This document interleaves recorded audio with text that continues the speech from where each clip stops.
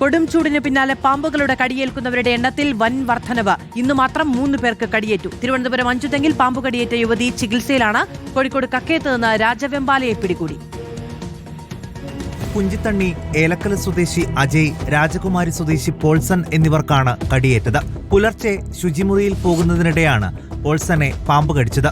വെള്ളിക്കെട്ടൻ ഇനത്തിൽപ്പെട്ട പാമ്പാണ് ഇരുവരെയും കടിച്ചതെന്നാണ് പ്രാഥമിക നിഗമനം. തിരുവനന്തപുരം അഞ്ചുതെങ്ങിൽ പാമ്പ് കടിയേറ്റ യുവതിയെ ആശുപത്രിയിൽ പ്രവേശിപ്പിച്ചു. പാലാ രാമപുരത്ത് വീട്ടമ്മയ്ക്കാണ് പാമ്പ് കടിയേറ്റത്. കോഴിക്കോട് കാരശ്ശേരിയിൽ കിണറ്റിൽ നിന്ന് വെള്ളം കോരുന്ന കയറിൽ നിന്ന് ശംഖുവരയൻ പാമ്പിനെ പിടികൂടി.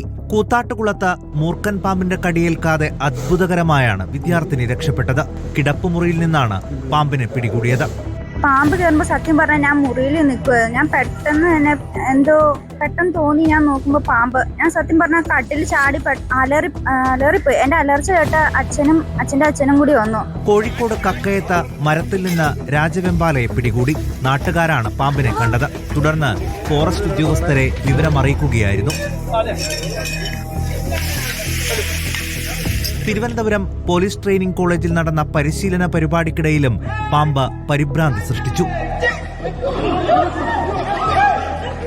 News desk reporter.